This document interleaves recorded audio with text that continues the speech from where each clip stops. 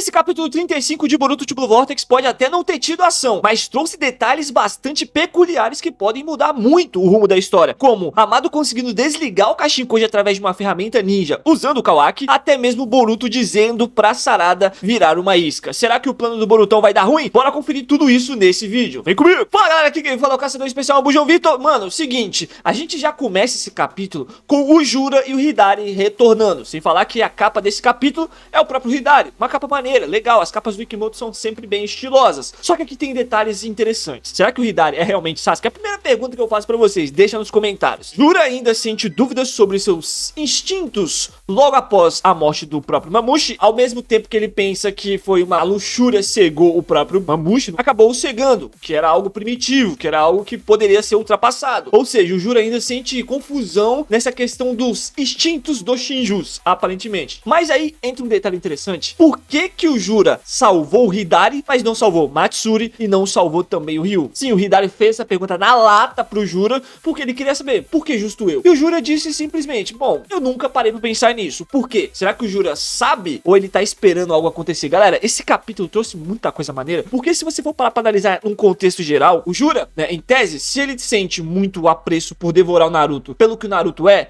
então claramente ele sente algo também relacionado ao Hidari. E ele entende que o Hidari é aquela pessoa que o Naruto tem, ou seja, o seu braço direito. Então o Jura quer ter esse braço direito. Mas será que o Jura tá usando isso de propósito? Por exemplo, ele pode achar assim, bom, esse cara não é o Hidari mais não, mas eu vou usar ele porque no futuro ele vai ser muito, muito valioso. Como por exemplo, para atrair o Boruto ou até mesmo conseguir eliminar. Então a gente precisa ficar atento ao Jura e ao Hidari agora, porque o Jura provavelmente já tem algo esquematizado pro futuro. O Hidari, por exemplo, ainda continua naquele mistério. É Sasuke? Não é Sasuke? Pois é, a gente tá tentando entender até agora. O que você acha disso aí? O Jura realmente já desconfia do Hidari? Ou o Hidari é Sasuke que já tá pronto pra meter o louco? Então comenta aqui embaixo que eu quero saber a sua opinião. E um detalhe interessante é que a Ida tá observando essa conversa, esse papo estranho deles ali, e ela fica se perguntando, mano, mas o que esses caras tão falando? Porque uma hora ou outra o Jura fala um negocinho, ai, eu me senti triste se eu não estivesse com você ao meu lado. A Ida, meu Deus, que papo é esse, mano? A Ida vendo tudo isso. Ida, como sempre, Rádio Patroa. E aquele mistério da Kunai foi finalmente resolvido, galera. Era simplesmente o Borutão. Eu disse pra vocês, eu falei, cara, eu disse que era o Boruto. Não tinha como ser Koji, não tinha como ser outra pessoa.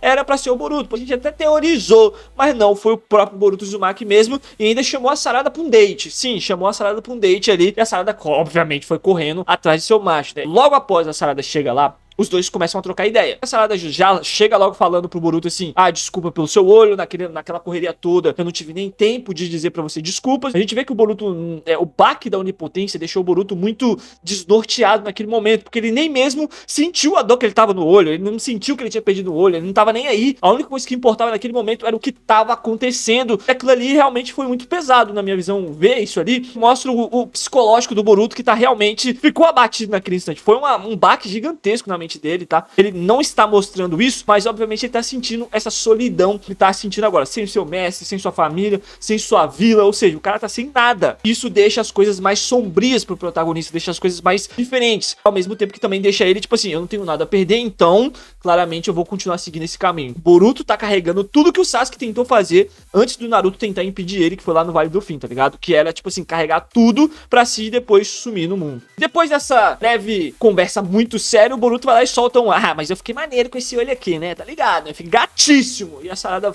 olha pra ele com um sorrisinho e chama ele de idiota. Mas a gente viu que o Boruto é um atacante. Se ele falou pra ela que ele ficou bonito, significa que o Boruto sabe o que significa ter sentimentos. Inclusive no anime, a gente vê muitas das vezes o Boruto ficar corado por causa da Sarada, tá? Isso significa que o Boruto entende o que é sentimentos. Lembrando que é muito diferente da época do Naruto, então as coisas mudam. Ou seja, tudo que a gente tá vendo agora é muito mais profundo do que era em Naruto. Naruto era um pouco mais raso, não tinha romance. Tinha sim um romancezinho aqui, mas aqui em Boruto a gente vê que realmente tem uma construção de romance, seja pela Eida, seja pela Sarada, seja pela Sumire, seja pro Chocho, seja por qualquer outros personagens. A gente vê uma construção emocional, né, nesse sentido aqui gigante. E não para por aí. A gente tem mais conversa ainda do Boruto e da Sarada, que é agora onde a gente entra no detalhe, segundo detalhe desse capítulo que você tem que ficar ligado, que é o fato que é a isca. O Boruto simplesmente quer usar a Sarada como uma isca. Por quê? Eu não sei. Aí eu tenho uma ideia pra vocês. Lembra de quando o Boruto Boruto descobriu, né, as possibilidades do futuro do Koji, por exemplo, do Koji, é ali que o Boruto já matou a charada. Já sei, vou usar isso a meu favor, tá ligado? O Boruto não contou seu plano pro Kashin Koji, obviamente, talvez. E ali a gente tem essa ideia de que o Boruto vai usar a Sarada, mas com o intuito de finalizar o Shinzou de uma vez. Mas com o apoio do Kawaki, obviamente, que vai ter o seu poder aumentado, como a gente vai ver nesse capítulo. Então você tem uma ideia aqui que o Boruto tá planejando um terreno, usando a Sarada como isca, e no momento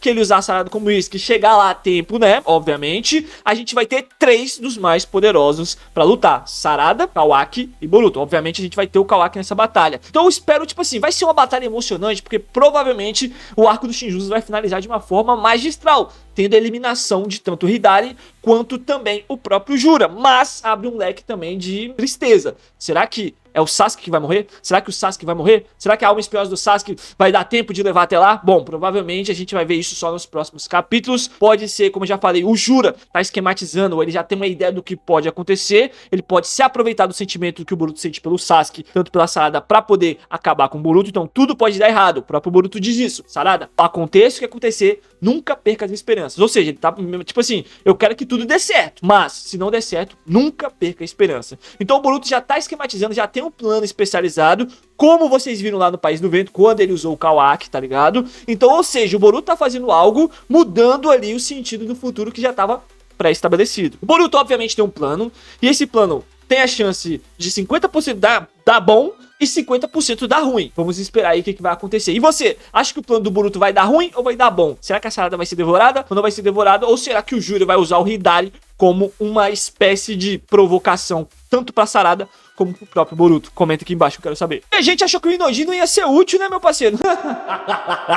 Quebrou a cara, meu parceiro. O Inojin vai ser útil. Ele não tá cego, mas aparentemente vai continuar sendo útil. A gente tem um breve diálogo entre ele e o Kashin Koji, onde o Kashin Koji entrega um sapo pra ele e diz: ó, você vai ficar com esse sapo 24 horas por dia e tudo que eu disser pra você fazer, tá ligado? Que é o seguinte: mandar a transferência de mente, usar aquela esfera que ele usou na de transferência mental pra todo mundo. Ou seja, quando tiver mais uma ameaça gigantesca, o Kashin Koji tá lá pra todo mundo se comunicar. Então o Inojin ainda tem chance, tem tempo de tela e provavelmente vai ter destaque. Lembrando que se o cara vai ser namorado barra marido da Himawari, então, né, ele vai ter que ter destaque, vai ter que fazer uma coisa pra cair nas graças do povo, né? Enfim, Inojin não vai ser descartado aparentemente. Isso eu achei maneiro, Mas a gente roda pra um take onde temos o grupo que não podia acontecer: Amado e Kawaki. Sim, o Amado aparece com um sapinho lá e você já pensa assim, não vai ser coisa boa. E realmente não é coisa boa. Esse sapo nada mais é do que uma pronta armadilha para pegar o Kashin Koji, que a gente vai ver na frente aqui. Sim, mas também ele serve para outra coisa. Tem uma peculiaridade maneira: desligar o Kashin Koji remotamente, através do sapo, e a outra remotamente é aumentar e diminuir o poder do Kawaki. O Amado tá fazendo isso não porque ele é bom moço, mas sim porque ele achou uma possibilidade, através dessa habilidade do Kashin Koji, de quem sabe prever os seus próprios movimentos, o seu próprio futuro, usar a habilidade do Kashin Koji, que é um ser que ele pode controlar em vez da Eida e do Daimon. Isso aqui entra um detalhe, cara. O que o Amado pretende fazer com o Kashin Koji? Buscar a DNA dele? Saber sobre o futuro?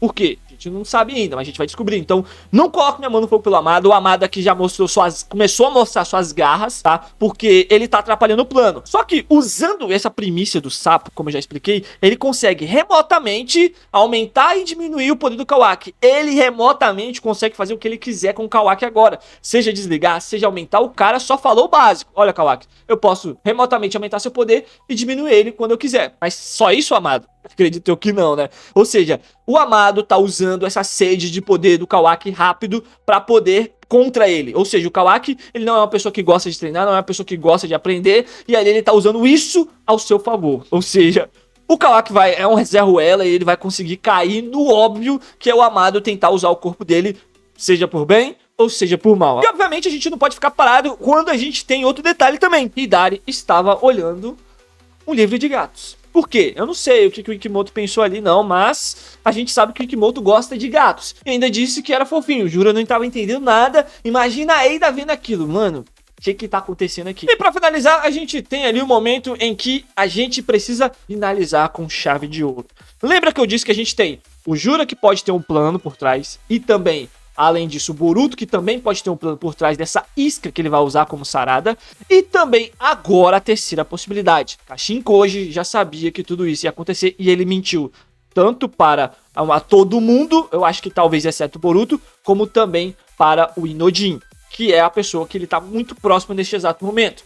E ele usa uma invocação reversa para trazer o pergaminho que o Amado havia entregado a Inodin.